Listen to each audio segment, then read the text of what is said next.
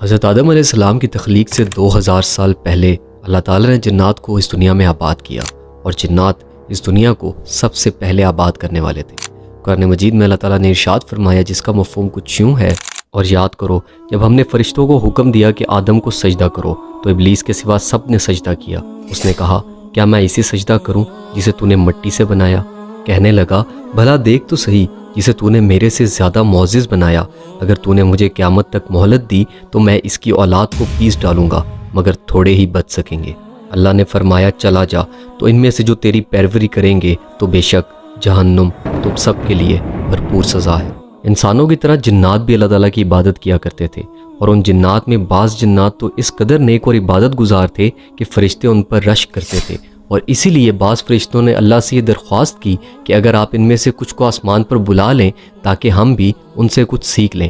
اللہ تعالیٰ نے اجازت عطا فرما دی، اور جنات میں سب سے متقی جن کو چنا، جس کا نام تھا ابلیس، وہ جن جس نے زمین پر بھی اللہ کی عبادت کی اور آسمان پر بھی۔ وقت گزرتا گیا اور جنات میں بھی برائیاں بڑھنے لگیں، اللہ کی نافرمانی کرنے لگے اور وہ آپس میں لڑنے جھگڑنے لگے، چھوٹی چھوٹی باتوں پر لڑائیاں ہونے لگی، قتل اور بے ایمانی بڑھتی گئی، یہاں تک کہ اللہ تعالیٰ نے ابلیس کے ساتھ فرشتوں کو بھیجا اور زمین پر موجود جنات سے لڑنے کا حکم دیا۔ حسن البصری رحمۃ اللہ علیہ فرماتے ہیں، ابلیس جنت میں 70 سال سے زیادہ عرصے کے لیے اللہ کی عبادت کرتا رہا۔ ایک دن اس نے جنت کے دروازے پر پڑھا کہ اللہ کا ایک نیک بندہ جو انتہائی نیک ہے اور ایک لمبے عرصے تک وہ اللہ کی عبادت کرتا رہا ہے، لیکن ایک دن ایسا آئے گا کہ جب وہ اس کی نافرمانی کرے گا، جس کی وجہ سے اللہ اس پر لعنت فرمائیں گے۔ ابلیس نے سوچا کہ یہ کیسے ہو سکتا ہے، اتنا نیک بندہ نافرمانی کرے گا۔ اس نے اللہ سے اجازت مانگی کہ میں بھی اس پر لعنت کرنا چاہتا ہوں، اور اجازت ملنے پر اس نے لمبے عرصے تک اس پر لعنت ملامت کی، لیکن کون جانتا تھا کہ وہ بندہ ابلیس خود ہے۔ اور پھر اللہ تعالیٰ نے فرشتوں کو فرمایا، اور یاد کرو جب تمہارے رب نے فرشتوں سے فرمایا میں زمین میں اپنا نائب بنانے والا ہوں، تو انہوں نے عرض کیا کہ آپ زمین میں ایسا نائب بنائیں گے جو اس میں فساد پھیلائے گا اور خون بہائے گا، حالانکہ ہم آپ کی حمد و تسبیح کرتے ہیں اور آپ کی پاکی بیان کرتے ہیں۔ فرمایا، بے شک میں وہ جانتا ہوں جو تم نہیں جانتے۔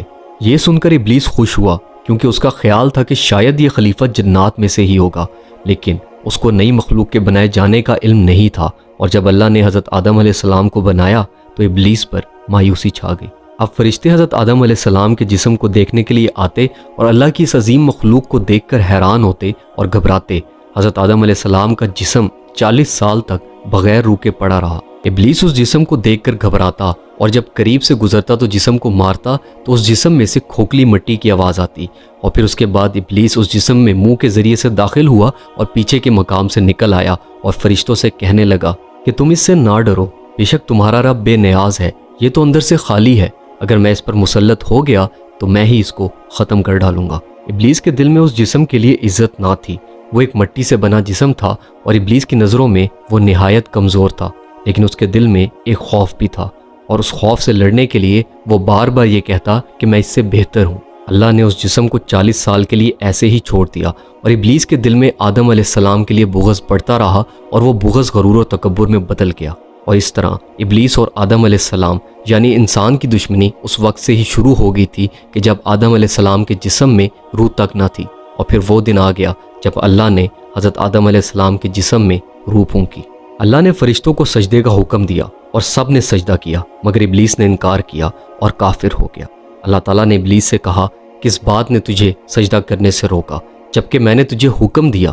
ابلیس کہنے لگا، میں اس سے بہتر ہوں، تو نے مجھے آگ سے بنایا اور اس کو مٹی سے بنایا ہے۔ اور اللہ تعالیٰ نے فرمایا، اے ابلیس تجھے کیا ہو گیا ہے کہ تو سجدہ کرنے والوں کے ساتھ نہ ہوا؟ تو اس نے کہا، میرے لائق نہیں کہ میں کسی انسان کو سجدہ کروں جسے تو نے بچتی ہوئی مٹی سے بنایا جو سیاہ بدبودار کارے سی تھی۔ اللہ نے فرمایا، تو یہاں سے اتر جا، تیرے لیے جائز نہیں کہ تو اس جنت میں تکبر کرے، نکل جا، بے شک تو ظالموں میں سے ہے۔ اور اس پر ابلیس بحث کرنے لگا۔ اس کے نزدیک اس کو گمراہ کرنے والے نعوذ باللہ اللہ تعالیٰ تھے۔ اپنے تکبر اور بے شرمی پر غور کرنے کے بجائے وہ اللہ تعالیٰ کو قصوروار بنانے لگا۔ اور پھر اس دن ابلیس نے قسم اٹھائی کہ وہ انسانوں کو گمراہ کرے گا اور اس دنیا کو مختلف انداز میں پیش کر کے انسان کے لیے جہنم کا راستہ آسان کرے گا۔ ابلیس نے کہا اے میرے رب مجھے اس بات کی قسم کہ تو نے مجھے گمراہ کیا، میں ضرور زمین میں لوگوں کے لیے نافرمانی آسان بنا دوں گا اور میں ضرور ان سب کو گمراہ کروں گا۔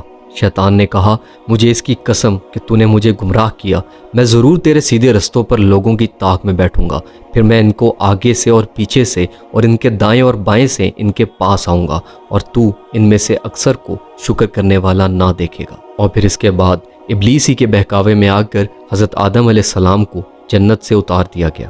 اب یہ ہم پر ہے کہ کیا ہم اپنے پیدائشی دشمن کو دشمن سمجھ کر اس کے وسوسوں سے بہکاووں سے بچیں، یا ہم اس کی باتوں میں آ کر اس کے وسوسوں میں آ کر اپنے لیے جہنم کا راستہ آسان کر لیں۔